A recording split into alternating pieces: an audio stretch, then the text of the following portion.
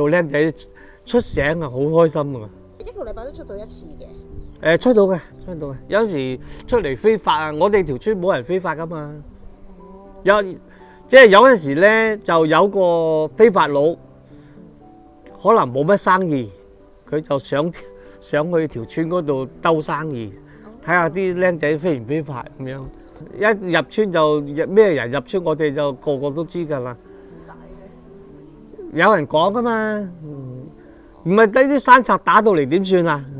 一個傳一個就知㗎啦。仲有咩？好似有嗰啲咩啊？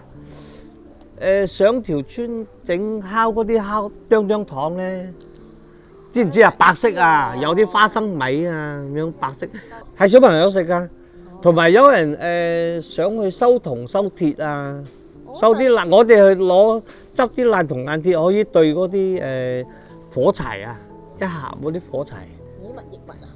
佢係以前我哋冇乜火柴用㗎嘛，嗰啲鵝毛鴨毛啊咁對嗰啲火柴嘅。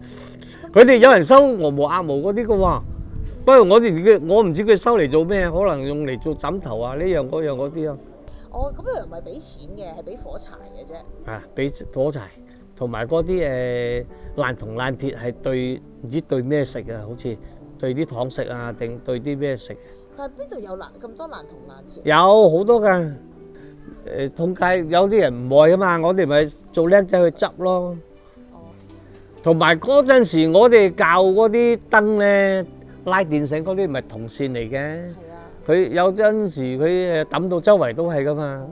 仲有冇其他咧嘅行業都會入嚟㗎？閹雞，即係劏開隻雞咧，閹佢嗰啲春咧，好過癮。我哋好中意睇嗰啲閹雞佬去閹雞嘅，就係佢好細隻，用個嘢撐開咁樣，佢就攞兩條繩咁樣吊下吊下吊啲雞翅出嚟嘅。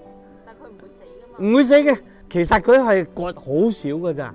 你就閹咗之後，你掹質毛質落佢個傷口去就好㗎啦。我見佢哋係咁樣做。